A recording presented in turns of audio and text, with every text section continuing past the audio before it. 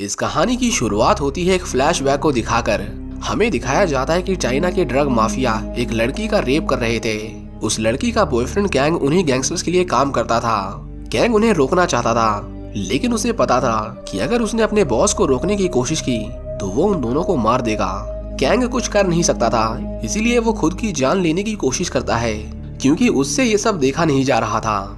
वो खुद को गोली मारने ही वाला था कि तभी हम देखते हैं कि वो ऐन मौके पर अपना मन बदल लेता है। उस लड़की का रेप होने के बाद कैंग उसके पास जाता है और अपनी गर्लफ्रेंड से वादा करता है कि एक दिन वो इन सभी लोगों से उसकी इस हालत का बदला जरूर लेगा। इसके बाद हमें प्रेजेंट टाइम में कोर्ट का सीन दिखाया जाता है। आज कोर्ट के बाहर जरूरत से ज्यादा सिक्योरिटी थी, क्योंकि आज ही के दिन चाइना के सबसे बड़े माफिया की सुनवाई थी। आज उसे उसके किए सभी गुनाहों की सजा दी जानी थी और माफिया बॉस को पता था कि इस बार वो कानून की आंखों में धूल नहीं झोंक सकता। ये लोग उसे फांसी पर लटका कर ही मानेंगे। हम यहाँ पर कैंग को देखते हैं जो उसी कोर्ट रूम में था। यहाँ पर हम उसकी गर्लफ्रेंड शीना को भी देखते हैं, जिसने अब शराफत का रास्ता छोड़कर गुनाहों की दुनिया में कदम रखा था। जीना अब पहले जैसी नहीं थी। वो उस दिन के बाद बिल्कुल एक साइकोपैथ हो गई थी, जिसे बस लोगों को मारने में मजा आता था। जब कोर्ट में उस माफिया की सुनवाई चल रही थी तो सुनवाई के बीच में वहाँ पर एक धमाका होता है और हम देखते हैं कि कैंग और उसके कुछ लोग कोर्ट के अंदर सभी पर अंधाधुंध गोलियां चला देते हैं। जज से लेकर सभी चश्मदीद गवाहों और वहाँ बैठे सिविलियंस तक को उन लोगों ने मार दिया था।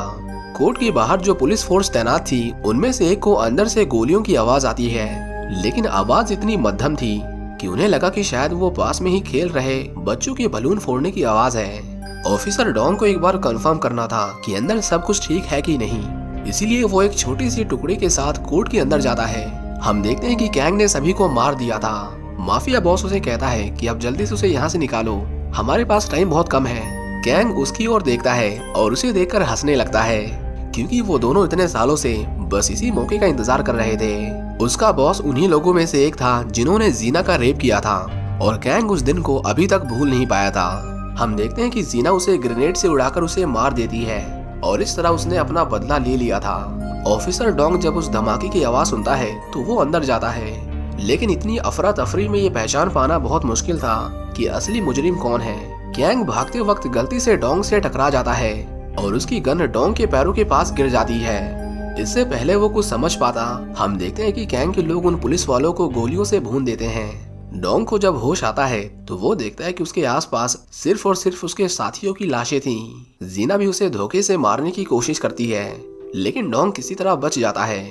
उस पूरी बिल्डिंग को चारों ओर से पुलिस वालों ने घेर लिया था, लेकिन हम देखते हैं कि उस माफिया बॉस का बेटा अपने कुछ गुंडों को वहां भेजकर सभी पुलिस वालों को मरवा देता है ताकि वो सभी बाहर निकल सकें। दूसरी तरफ डोंग देखता है कि कैंग ने उसके एक साथी पर बंदूक तान रखी थी। डोंग उन्हें कहता है कि वो उसे छोड़ दें, वो घायल है और वो ज्यादा दूर तक नहीं भाग पाएगा, बदले में वो उसे पकड़ सकते हैं। कैंग को लगा कि पहली बार कोई पुलिस वाला अक्लमंदी की बात कर रहा है। वो उसके पास जाता है, पर उसे पता नहीं था कि डोंग के हाथ में एक ग्रेनेड है। वो जैसे ही उसे उसकी पिन खींचते हुए देखता है वो उससे दूर भागने लगता है, लेकिन डोंग ने उसे पकड़ लिया था। ग्रेनेड फटने में थोड़ा समय लेता है और वो दोनों में से किसी की ओर भी फट सकता था। जीना डोंग पर गोली चलाती है, लेकिन वो गोली गलती से कैंग को लग जाती है और कैंग मर जाता है। इसी बीच ग्रेनेड भी फट जाता है, जिसमें डोंग भी बुरी तरह से घायल हो गया था। कुन को जब पता चलता है कि कैंग ने उसे धोखा दिया है और उसने उसके फादर को मार दिया, तो वो अपने सभी लोगों को पीछे हटने के लिए कहता है और कैंग और उसकी गर्लफ्रेंड को वहीं मरने के लिए छोड़कर चला जाता है। कुछ देर बाद पुलिस अंदर आती है। जीना कैंग की लाश के सामने बैठकर रो रही थी। वो खुद भी सुसाइड करने की कोशिश करती है, लेकिन पुलिस ने उसे जिंदा पकड़ लिया था। डोंग अधमरी हालत में वहां पड़ा हुआ था और उस धमाके की वजह से उसकी आंखों से खून बह रहा था। जीना वहां से जाते जाते अधमरे डोंग से कहती है कि एक दिन वो उसके लिए वापस आएगी, लेकिन तब तक के लिए उसकी जिंदगी का हर एक पल उसकी तरफ से उसके ऊपर एक एहसान है। हम देखते हैं कि उस धमाके की वजह से डोंग की आंखें बुरी तरह से डैमेज हो गई थीं। डॉक्टर्स उसे बताते हैं कि अब उन्हें किसी भी तरह के ऑपरेशन से ठीक नहीं किया जा सकता, जिसका मतलब ये था कि डोंग अब परमानेंटली अंधा हो गया था। ली दुओ नाम के एक ऑफिसर ने भी अपना एक पैर खो दिया था और सिर्फ वही दोनों ही इस गोलीबारी में जिंदा बचे थे। हम देखते हैं कि उनका परेशान सीनियर उन सभी पुलिस वालों की मौत का दोष उन दोनों पर डालने की कोशिश कर रहा था। ली अपने सीनियर से कहता है कि डोंग ने उस समय जो भी फैसला लिया उसने कोर्ट के अंदर फंसे लोगों की जान बचाने के लिए किया। गोली खाने के लिए भी सबसे आगे वही खड़ा था और आप लोग फिर भी उसे ही पूरे डिपार्टमेंट के सामने गलत साबित करने में तुले हुए हैं। ली कंसेंट फॉर्म पर साइन करने से मना कर देता है, लेकिन हम देखते हैं कि डोंग ली को इन सबसे बचाने के लिए उस हादसे की जिम्मेदारी खुद के ऊपर लेने को तैयार था। अगले दिन उन्हें उन सभी पुलिस वालों को श्रद्धांजलि देनी थी। हम देखते हैं कि मृतकों के घर वाले डोंग से नफरत करने लगे थे, क्योंकि उन्हें ऐसा बताया गया था कि डोंग के गलत फैसले की वजह से उन सभी पुलिस वालों की जानें गईं। सभी डोंग को घेर कर उसे मारने लगते हैं। सभी उसे कायर कह रहे थे और कोई इस बात पर यकीन करने को तैयार नहीं था कि इतने बड़े हमले में सिर्फ 2 लोगों का जिंदा बचना महज एक इत्तेफाक था। उन्हें लगा कि डोंग अपने लोगों को छोड़कर भाग गया, इसलिए आज वो जिंदा है। डोंग को रात को बुरे बुरे सपने आने लगे थे, जिसमें वो हर दिन अपने साथियों को मरते हुए देखता था। आंखों की रोशनी खोने की वजह से उसे अपने रोजमर्रा के छोटे से छोटे काम को करने में दिक्कत होती थी और हर दिन उसके अंदर फ्रस्ट्रेशन बढ़ती जा रही थी। कभी वो गुस्से में घर का सामान तोड़ने लगता था, तो कभी बीच सड़क पर लोगों पर अपना गुस्सा उतारता था। एक दिन पुलिस उसे अरेस्ट कर लेती है, क्योंकि उसने एक आदमी की कार का शीशा अपने हाथों से तोड़ दिया था। ली उसकी बेल करवाता है और उसे समझाता है कि अब जो होना था सो हो चुका। जब उनका डिपार्टमेंट ही उन लोगों का साथ नहीं दे रहा, तो इस तरह पब्लिक में चिल्ला चिल्लाकर सभी को सफाई देने से कुछ नहीं होने वाला। उसे अब जिंदगी में आगे बढ़ना होगा। डोंग की एक बेटी थी जिसका नाम जेन है। जेन अब उसका ध्यान रखती थी और उसकी छोटे मोटे कामों में मदद करती थी। डोंग की सुनने की शक्ति में पहले से काफी सुधार आ गया था और वो अपने आसपास की चीजों को पहले से ज्यादा अच्छे ढंग से महसूस कर पा रहा था। एक रात वो नोटिस करता है कि उसके घर में किसी तरह के इलेक्ट्रिकल अप्लायंस की आवाज आ रही थी। वो तुरंत ली के पास जाता है और उसे पता चलता है कि ली इतने दिनों से उसके घर में निगरानी रख रहा था। डोंग उसके सारे डिवाइस तोड़ देता है और वो उसके पीठ पीछे इस तरह की हरकत के लिए उस पर बहुत गुस्सा था। ली उसे समझाता है कि उस दिन के हादसे के बाद तुम्हारे पीछे मानो या ना मानो, लेकिन कुछ लोग हैं जो तुम्हें और तुम्हारी बेटी को नुकसान पहुंचाना चाहते हैं। वो कहता है कि तुम देख नहीं सकते, तो ऐसे में अपनी बेटी की रक्षा कैसे करोगे। आखिर में वो फैसला करते हैं कि ली भी अब उनके साथ रहेगा। डोंग नहीं चाहता था कि उसकी ये डिसेबिलिटी किसी भी तरह से उसकी और उसकी बेटी के लिए कोई प्रॉब्लम खड़ी करे। वो खुद को ट्रेन करने लगता है। वो बेशक देख नहीं सकता था, लेकिन इसकी वजह से उसकी बाकी के सेंसेस पहले से काफी ज्यादा सेंसिटिव हो गए थे। वो अपने आसपास की छोटी से छोटी चीज को महसूस कर सकता था और वो खुद को और बेहतर करने के लिए हर दिन अपनी बॉडी को ट्रेन करता था। दूसरी ओर हम देखते हैं कि कुन के लोग जीना के पास आते हैं। उन्हें जीना के एक पेपर पर साइन चाहिए थे ताकि वो उसे एक दूसरी जेल में शिफ्ट कर सकें। उसका वकील उससे वो साइन लेने के लिए उसके पास 31 बार आ चुका था, लेकिन जीना ने कभी उन पेपर्स पर साइन नहीं किया। वो जानती थी कि ये सब उनकी चाल है उसे फंसाने की। जीना उन्हें कहती है कि अगर तुम्हें मुझे मारना ही है तो तुम मुझे मार क्यों नहीं देते, इतनी फॉर्मेलिटी करने की जरूरत क्या है। वो जानती थी कि कुन अपने डैड के मर्डर का बदला लेना चाहता है और इसीलिए वो उसे दूसरी जेल में ट्रांसफर करना चाहता था ताकि वो उसे आसानी से मार सकें। दूसरी तरफ हम डोंग को देखते हैं जो अपनी बेटी को उसकी ऑर्केस्ट्रा परफॉर्मेंस के लिए तैयार कर रहा था। कुछ देर बाद डोंग थिएटर में जाकर बैठ जाता है और अपनी बेटी की परफॉर्मेंस का वेट करने लगता है। कुछ परफॉर्मेंस के बाद जब जेन के स्कूल की बारी आती है तो जेन को याद आता है कि वो गलती से अपना इंस्ट्रूमेंट घर पर ही भूल गई थी। जेन की टीचर उसकी इस लापरवाही के लिए उस पर बहुत गुस्सा करती है और पनिशमेंट के तौर पर वो उसे कहती है कि अब तुम्हारी जगह कोई और लड़की उस इंस्ट्रूमेंट को प्ले करेगी। सभी बच्चे परफॉर्म करने के लिए स्टेज पर आते हैं और जेन स्टेज के पीछे खड़ी होकर रो रही थी। डोंग के सामने जब वो सभी परफॉर्म करने लगते हैं तो डोंग नोटिस करता है कि उनमें से एक इंस्ट्रूमेंट थोड़ा अलग साउंड कर रहा था। उसने अपनी बेटी को हर दिन प्रैक्टिस करते हुए सुना था, लेकिन वैसे किसी भी तरह की आवाज उनकी परफॉर्मेंस से नहीं आ रही थी। वो समझ जाता है कि जेन उन लोगों के साथ नहीं है। वो तुरंत उसे फोन करता है, लेकिन उसे सामने से कोई जवाब नहीं आता। जेन बहुत निराश थी, इसलिए वो उसका फोन नहीं उठाती, लेकिन उसे पता नहीं था कि कुछ लोग उसका पीछा कर रहे हैं। डोंग बीच परफॉर्मेंस से उठकर अपनी बेटी को ढूंढने जाता है, लेकिन उसे जेन कहीं नहीं मिलती। वो सभी बच्चों से पूछताछ कर ही रहा था कि तभी उसे जेन का कॉल आता है। जेन फोन पर मदद के लिए चिल्ला रही थी और डोंग समझ जाता है कि वो किसी बड़े खतरे में है। कुन के लोग उसे किडनैप कर वहां से ले जा रहे थे और जब डोंग उसे बचाने की कोशिश करता है तो वो लोग उसे भी कार से उड़ाकर वहां से भाग जाते हैं। डोंग अपनी बेटी की किडनैपिंग को पुलिस को रिपोर्ट करता है, जिसके बाद पुलिस जेन को ढूंढने के लिए सर्च ऑपरेशन स्टार्ट कर देती है। कुछ घंटों के बाद उन्हें पता चलता है कि समुद्र के किनारे कुछ लोगों को एक लड़की की लाश मिली है। उस लड़की ने स्कूल की ड्रेस पहन रखी थी। डोंग बहुत डरा हुआ था कि कहीं ये उसकी ही बेटी ना हो। वो जब क्राइम सीन पर जाता है तो पुलिस वाले उसे कुछ चीजें दिखाते हैं। डोंग को उन्हें छूकर पता चलता है कि ये सारी चीजें तो उसकी बेटी की थी। डोंग रोने लगता है क्योंकि उन लोगों ने उसकी बेटी को बहुत बुरी तरह मारा था। लेकिन जब डोंग अपनी बेटी के हाथ को छूता है तो उसे पता चलता है कि ये हाथ उसकी बेटी का नहीं है, क्योंकि वॉयलिन की इतने सालों से प्रैक्टिस करने की वजह से उसके हाथ काफी रफ हो गए थे। लेकिन इस लड़की के हाथ बहुत मुलायम थे। ये किसी ने जानबूझकर प्लान किया था ताकि उसे लगे कि उसकी बेटी मर चुकी है। डोंग मानने को तैयार ही नहीं था कि ये लाश उसकी बेटी की है। दूसरी ओर हम देखते हैं कि जीना से बाकी के कैदी बात करना बंद कर देते हैं और वो उससे जानबूझकर दूरी बना रहे थे। इससे पहले वो कुछ समझ पाती, हम देखते हैं कि कुछ कैदी उस पर हमला कर देते हैं। जीना उनमें से एक एक को मार देती है, लेकिन तभी वो टीवी पर डोंग को देखती है। उसे देखकर जीना को याद आता है कि उसे डोंग से भी अपना बदला लेना है। जीना उन हमलावरों से कहती है कि उसे यहाँ मारने की जरूरत नहीं, वो उन पेपर्स पर साइन कर देगी। हम देखते हैं कि पेपर पर साइन करने के बाद उसी रात को जीना को उस जेल से दूसरी जेल में ट्रांसफर किया जा रहा था। लेकिन रास्ते में जाते वक्त खून के लोग पुलिस वालों की कार पर बॉम्ब से हमला करते हैं, जिससे कार पलट जाती है और सभी पुलिस वाले मारे जाते हैं। हमला करने वाले जीना की लाश को उठाने जाते हैं, लेकिन तभी जीना एक मशीन गन लेकर बाहर आती है और वो उन सभी लोगों को मार डालती है। वो एक पुलिस ऑफिसर का बैच और उसकी गन लेकर वहाँ से भाग जाती है और इस तरह डोंग का एक और दुश्मन खुलेआम घूम रहा था। हम देखते हैं कि पुलिस वाले डोंग से एक पेपर पर साइन करवाते हैं जिसमें ये लिखा हुआ था कि जो बॉडी उन्हें समुद्र के किनारे मिली थी वो उसकी ही बेटी थी। पुलिस को ये केस जल्दी क्लोज करना था। वो बिना आगे की कार्रवाई किए कि जेन को किसने मारा, क्यों मारा, कैसे मारा, उस केस को क्लोज कर देते हैं। डोंग समझ गया था कि ये सभी मिले हुए हैं, इसीलिए उसे अपनी बेटी को खुद ही ढूंढना होगा। जब पुलिस वाले उसे वहाँ से ले जा रहे थे तो डोंग उन पर हमला करता है और वहाँ से भाग जाता है। डोंग के साथ एक लड़की भी थी जिसके सिर पर बंदूक रखकर वो उसे वहाँ से निकालने के लिए कहता है।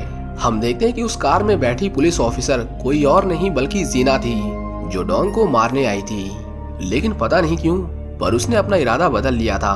वो उसे नहीं मारती और डोंग उसे जैसा कहता है वो वैसा करती रहती है।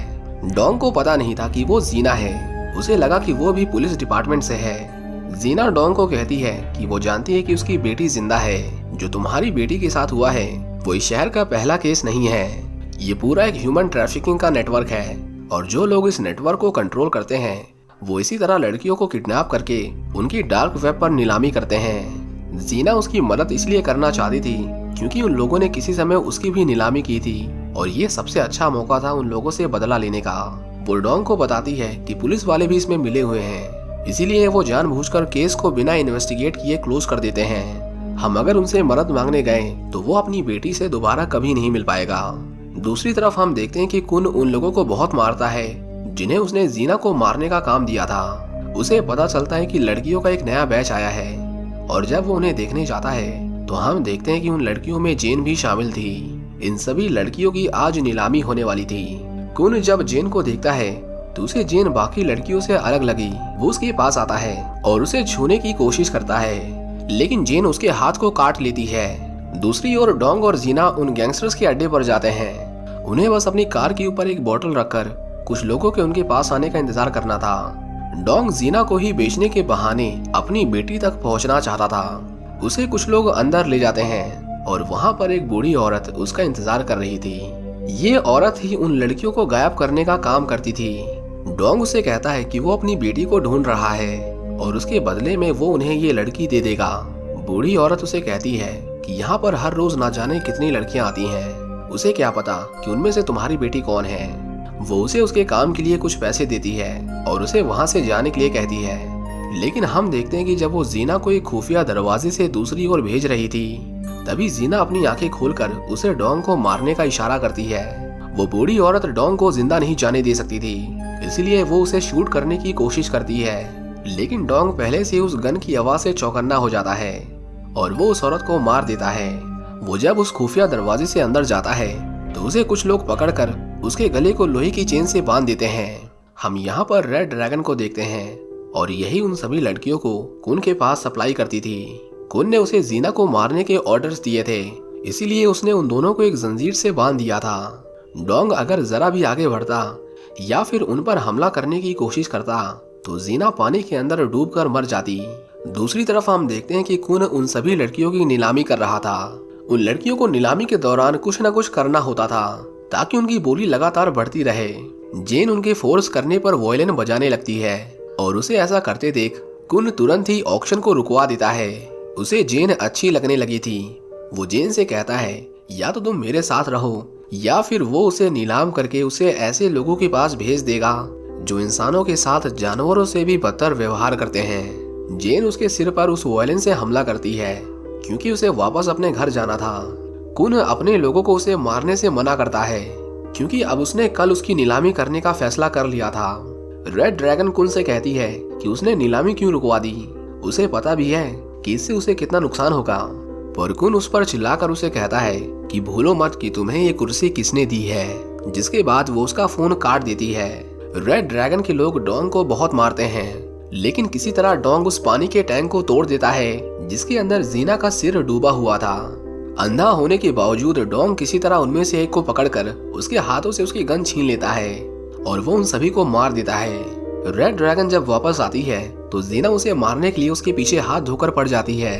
उसका बस चलता तो वो उसे उसी वक्त मार देती, लेकिन डोंग की बेटी कहाँ है इसके बारे में सिर्फ उसे पता था। वो उसे डोंग को सौंप देती है।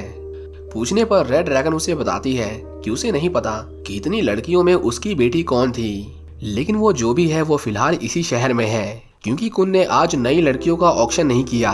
वो इससे पहले डोंग को पूरी बात बता पाती।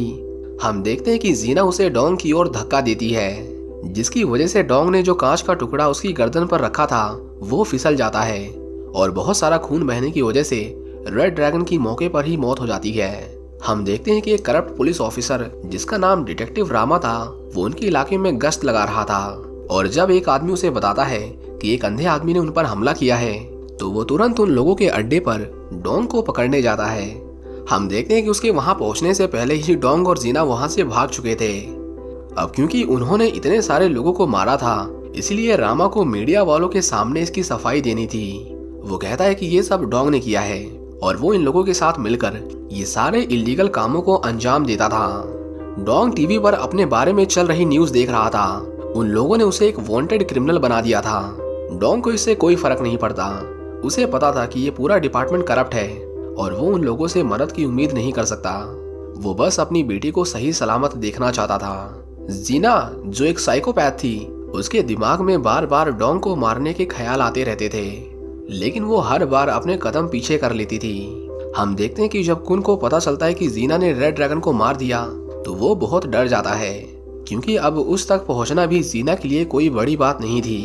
उसके अंकल जिंग गैंग उसे कहते हैं कि उसके रहते हुए उसे डरने की कोई जरूरत नहीं। वो कहता है कि मैं समझ सकता हूँ कि तुम इस काम में अभी नए हो, लेकिन उसने ना जाने जीना जैसे कितने लोगों को ठिकाने लगाया है। हम देखते हैं कि रामा उस लड़की से प्यार करता था जिसका पुलिस बैच और यूनिफॉर्म चुराकर जीना उसके घर में रह रही थी। रामा उसके लिए फूलों का गुलदस्ता लाया था, लेकिन जब दरवाजा खुलता है तो वो अपने सामने जीना को देखता है। अब रामा इससे पहले कुछ समझ पाता। हम देखते हैं कि पीछे से उसकी ओर कुन के लोग आते हैं और ये जीना और डोंग को मारने आए थे, लेकिन वो जैसे ही अंदर घुसते हैं जीना घर के अंदर रखे गैस सिलेंडर में ब्लास्ट कर देती है, जिससे आधे से ज्यादा लोग मारे जाते हैं। जिन अपने भतीजे की तसल्ली के लिए खुद उन्हें मारने आया था। डोंग उससे फाइट करता है, लेकिन जिन उससे बहुत ज्यादा बड़ा और ताकतवर था। वो जिन से बहुत मार खाता है। जिन उसे इतना मारता है कि एक बार के लिए तो डोंग के सारे सेंसेस काम करना बंद कर देते हैं। डोंग को अब कुछ सुनाई नहीं दे रहा था, इसलिए वो उस बिल्डिंग से कूद जाता है। जिन को लगा कि डोंग नीचे गिरकर मर गया, लेकिन वो जैसे ही वहां से जाने लगता है हम देखते हैं कि उसके सामने लिफ्ट खुलती है और डोंग उस लिफ्ट के अंदर था। डोंग पीछे हटने को तैयार ही नहीं था और वो दोनों एक बार फिर से एक दूसरे के ऊपर टूट पड़ते हैं। डोंग जिन के गले में एक वायर लपेटकर उसके गले को चोक कर देता है, जिसकी वजह से जिन बेहोश होकर नीचे गिर जाता है। इसके बाद वो उसे पकड़कर अपने सीक्रेट अड्डे पर लेकर जाते हैं। डोंग उसे बहुत मारता है, लेकिन जिन अपना मुंह खोलने को तैयार ही नहीं था। वो अपने वसूलों का पक्का था। उसने कुन से उसे बचाने का वादा किया था और अपने वादे को पूरा करने के लिए वो मरने तक के लिए तैयार था। जीना डोंग से कहती है कि ये तुम्हें सच में कुछ नहीं बताने वाला, क्यों ना हम इसे मारकर इसकी कहानी यहीं पर खत्म करें। जीना जब जिन को मारने जाती है तो डोंग उसे रोक लेता है और उससे पूछता है कि तुम कौन हो। डोंग को उसके ऊपर पहले से ही शक था, क्योंकि जब वो उसके कमरे में था तो उसे वहां पर किसी की सड़ी हुई लाश की बदबू आ रही थी और ऊपर से उसके काम करने का तरीका भी किसी पुलिस ऑफिसर जैसा नहीं था। जीना उसे वही शब्द बोलती है जो उसने डोंग के अंधे होने से पहले बोले थे। डोंग उन्हें सुनकर समझ जाता है कि ये कैंग की गर्लफ्रेंड है। उनका पीछा करते करते ली भी वहां पहुंच गया था, लेकिन जीना अपनी जान बचाने के लिए जिन को मार डालती है। अब सिर्फ वही थी जिसे पता था कि कुन उसे कहाँ मिल सकता है। डोंग यही बात ली को समझाने की कोशिश करता है, लेकिन ली उसकी सुनने को तैयार नहीं था और वो जीना के ऊपर गोली चला देता है। जीना का जिंदा रहना उसके लिए बहुत जरूरी था, इसलिए वो उसे बचाने के लिए अपने ही दोस्त पर हमला करके उसे बेहोश कर देता है। रामा, जो अपनी गर्लफ्रेंड की मौत से बहुत गुस्सा था, वो किसी भी हालत में डोंग को पकड़ना चाहता था। वो जब डोंग के ठिकाने पर आता है तो उसे वहाँ पर सिर्फ जिन की लटकी हुई लाश और ऑफिसर ली मिलता है, जो जमीन पर घायल पड़ा हुआ था। हम देखते हैं कि जीना हर बार की तरह इस बार भी डोंग को मारने के लिए उसके ऊपर बंदूक तान देती है। डोंग उसे कहता है कि ये तुम तीसरी बार कर रही हो, तुम मुझे मार ही क्यों नहीं देती। जीना उसे कहती है कि मुझे हैरानी है कि तुम्हें सब कुछ पहले से पता होते हुए भी तुमने मुझे मारने की कोशिश नहीं की। वो कहती है कि वो उसे जरूर मारेगी, लेकिन उसकी बेटी के सामने। जीना जब छोटी थी तो उसके पिता ने उसे चंद पैसों के लिए बेच दिया। वो अनाथ हो गई और धीरे धीरे वो एक अपराधी बन गई। उसने अपना सबसे पहला खून अपने पिता का ही किया था। जीना देखना चाहती थी कि जब उसकी बेटी अनाथ हो जाएगी तो वो किस रास्ते पर चलेगी। वो डोंग से पूछती है कि अगर तुम्हारी बेटी बड़ी होकर मेरी तरह बनी तो क्या तुम फिर भी उसे अपनी बेटी मानोगे। डोंग उससे कहता है कि जेन उसकी तरह कभी नहीं बनेगी, और अगर वो तुम्हारी तरह बन भी गई तब भी वो उसके लिए हमेशा उसकी जेन ही रहेगी। दूसरी तरफ हम देखते हैं कि कुन जेन की नीलामी करवाने की तैयारियां कर रहा था। वो जेन से कहता है कि उसने कभी किसी को उसके साथ खुशी खुशी रहने का मौका नहीं दिया, और अगर वो चाहे तो वो खुद को नीलाम होने से बचा सकती है। जेन अब भी हार मानने को तैयार नहीं थी। उसे यकीन था कि उसके पापा उसे बचाने जरूर आएंगे। हम देखते हैं कि कुन से लड़ने के लिए डोंग को बहुत सारे हथियार चाहिए थे। जीना अपने एक पुराने भरोसेमंद आदमी को उसके सारे वेपन्स लाने के लिए कहती है। वो आदमी पूरा ट्रक भरकर हथियार लाया था और वो जीना को एक एक हथियार का दाम बताने लगता है। जीना उसे कहती है कि उसे ये सब चाहिए और अभी चाहिए। डीलर जीना को बताता है कि वो उसे ये सब दे तो देगा, लेकिन क्या उसके पास उसे देने के लिए इतने सारे पैसे हैं। जीना भी कहाँ उसे पैसे देने वाली थी। वो उसे गोली मार देती है और वो दोनों उसके सभी हथियारों को लेकर कुन के ठिकाने की ओर जाने लगते हैं। कुन जेन की नीलामी शुरू करवा देता है, लेकिन कुछ ही देर में उन्हें बाहर किसी के जबरदस्ती अंदर घुसने की आवाज आती है। डोंग गेट तोड़कर अंदर आ गया था और जब कुन के लोग उसे रोकने जाते हैं तो हम देखते हैं कि जीना उन सभी लोगों को एक मशीन गन से भून कर रख देती है। उन्होंने उसके घर की पावर सप्लाई काट दी थी, जिसकी वजह से चारों ओर अंधेरा हो गया था। जब डोंग अपनी बेटी की आवाज सुनता है तो वो उसकी ओर एक बॉल फेंकता है। वो बॉल ढनकते हुए जेन के पास आती है और जेन उसे छुपाकर अपने पास रख लेती है। हम देखते हैं कि कुन बहुत घबराया हुआ था, क्योंकि उसे पता था कि यहाँ उसे बचाने वाला कोई नहीं है। वो अपने वकील को डोंग को मारने के लिए कहता है, लेकिन वकील उससे कहता है कि वो उसके परिवार के लिए इतने सालों से काम कर रहा है और उसे आज याद आया कि वो कौन है। वकील उसे कहता है कि तुम लोगों ने उस लड़की से दुश्मनी मोल ली है, ये मसला उसका नहीं, वो बस यहाँ काम करता है और वो उसके लिए किसी से लड़ाई नहीं करने वाला। हम देखते हैं कि डोंग कुन के सभी लोगों को एक एक करके मार देता है। कुन के पास एक खास तरह का टाइम बॉम्ब था। वो उसे जैसे ही जेन की बॉडी पर लगाने वाला था, हम देखते हैं कि जीना उसे पीछे से गोली मार देती है और इस तरह उसने उन सभी को मार दिया था जिन्होंने भी उसका रेप किया था। लेकिन उसका बदला अभी पूरा नहीं हुआ था। हम देखते हैं कि वो जेन को चेन की मदद से छत पर लटका देती है और उस चेन का दूसरा सिरा उसके हाथ में था। डोंग को जब पता चलता है कि उसकी बेटी की जान जीना के हाथ में है तो वो उससे उसकी जान की भीख मांगता है। डोंग उसे कहता है कि अगर उसे मारना ही है तो वो उसे मार दे, लेकिन वो उसकी बेटी को छोड़ दे। जीना मारने तो उसे आई थी, लेकिन फिर उसे एहसास हुआ कि एक अंधे आदमी को मारना कितना आसान होता है। डोंग को कभी वो दर्द महसूस ही नहीं होगा जो उसने उसके बॉयफ्रेंड के मरने पर किया था। कैंग ने ही उसे दूसरी जिंदगी दी थी और अब उसके बिना उसके जीने का कोई मकसद नहीं था। जीना उसे कहती है कि अगर उसने उसे मार दिया तो उसकी बेटी भी सिर के बल नीचे गिरकर मर जाएगी। डोंग को अपनी बेटी को बचाने का कोई रास्ता नहीं सूझ रहा था कि तभी जेन उसे वो बॉल कैच करने को कहती है जो डोंग ने उसे आते के साथ ही दी थी। उस बॉल के नीचे गिरते ही डोंग समझ जाता है कि जेन कितनी ऊंचाई पर है। वो जीना की ओर एक ग्रेनेड फेंकता है और उसे होने वाले धमाके की आड़ में वो उस पर एक के बाद एक कई गोलियां चलाता है।